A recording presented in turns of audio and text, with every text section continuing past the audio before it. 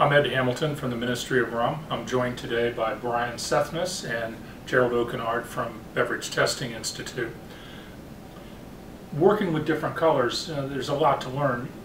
I understand there's different classes of colors, there's different colors. Can you explain a little bit about that? How does this work? Yeah, a lot of times we'll get a phone call and someone will tell us, hey, we want to order some caramel color, and we say, okay, well, we make 50 different liquids and 20 different powdered caramel colors, and people are just shocked by that. I mean, most people associate caramel color with being a brown color, which would maybe go into a cola. But as you can see from this example, Sethness makes some yellowish toned caramel colors, some reddish toned caramel colors, which specifically are for the spirits industry, all the way to the double strength dark caramel colors, which will go into colas or dark rums or dark meats or breads, that type of thing. And tell me about the different classes. Are these, some of them are food grade, some of them are non-consumable? How does that work? They're actually all food grade. It's just basically the classes of the caramel colors depend on what the reactants are used in the process. And Class 3 caramel colors are positive ionic charged caramel colors, for example, and Class 4 are negatively charged.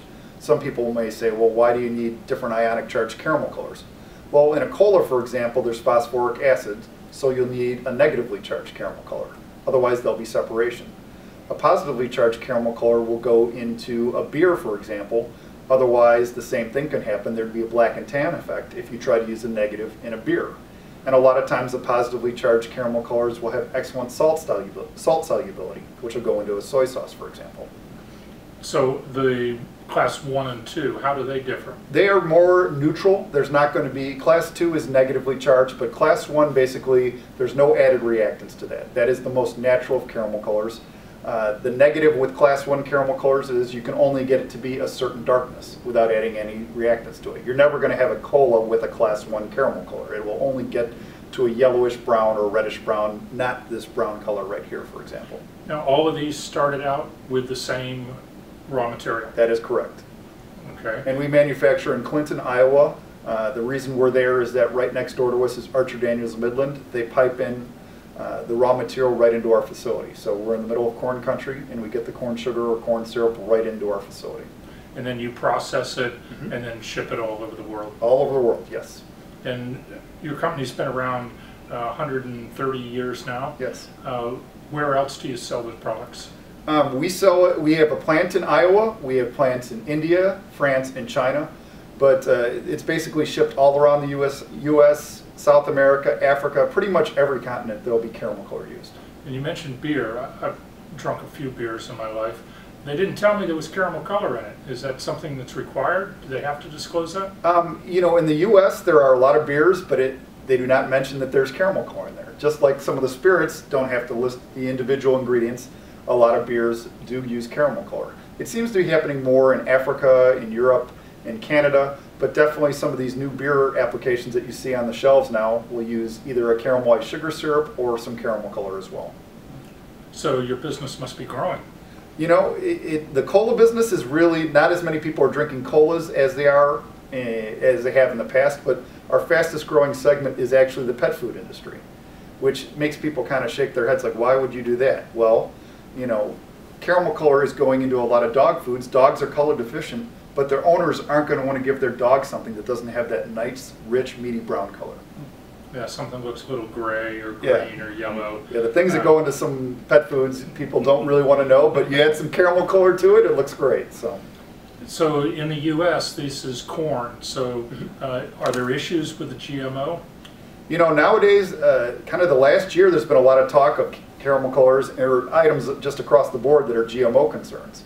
And Prop 37 did not pass in California, but it seems like more states are now concerned about GMOs.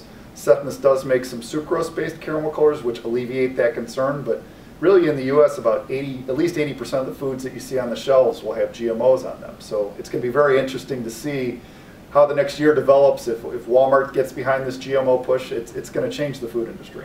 And that could ultimately change your raw material source if GMOs have to be labeled or if there is a public reaction to it. Yes, I mean, we are prepared with some sucrose-based caramel colors, but the negatives with that is that it's more expensive and the shelf life is shorter. But we do make organic caramel colors that must be sucrose already, but you know, we are prepared if that happens. And organic, I know there's organic sugar grown in Florida. Yes. Where else can you source organic sugar? South America, but we get all ours domestically. Everything we do at Sethness is domestic. So. Okay, you're an American company. Yes. But you're shipping all over the world. But we're shipping it all over the world, exactly. And you've got plants around the world. Do you see the prevalence of caramel increasing in foods, or are people trying to get away from it? No, definitely caramel color is growing because of the fact that caramel color is very label friendly. People see caramel color on a label, they don't even really blink an eye. And a lot of times people may think it's the caramel candy or the caramel flavoring. And as opposed to, say, using an FD&C dye or red 40 that's got a real chemical tone to it, consumers will prefer caramel color usually for the most part. Now, I know in the spirits industry and the food industry, if you'd use certain FD&C dyes, you have to name it on the label.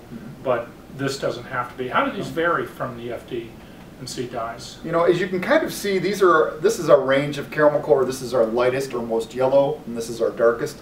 You're never going to get a bright color. I mean, people may ask us for a reddish tone caramel color. This is reddish tone, but it's not a bright red. You'll never use that in This is your reddish tone? Yes. You'll never see that in a fruit punch, for example, or in a red velvet cake.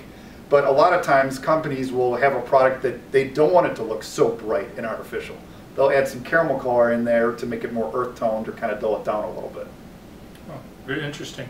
We added about 2 drops of a yellow tone, a red tone, and then 3 drops of a double strength to simulate a black spirit. After a couple of drops, it was pretty dark. We added some more just to see what it would do. What other range of products should I be looking at to color a dark rum? You know, this would be the go-to product, basically, the DS400 being our darkest caramel color. I mean, as you showed, a little goes a long way, and the DS400 or our sucrose-based double strength, if you're looking for a sucrose-based, will be the 2 products that you use in that application. Well, thank you for coming down. I really appreciate it. Thank you, Jerald, for helping us out here today.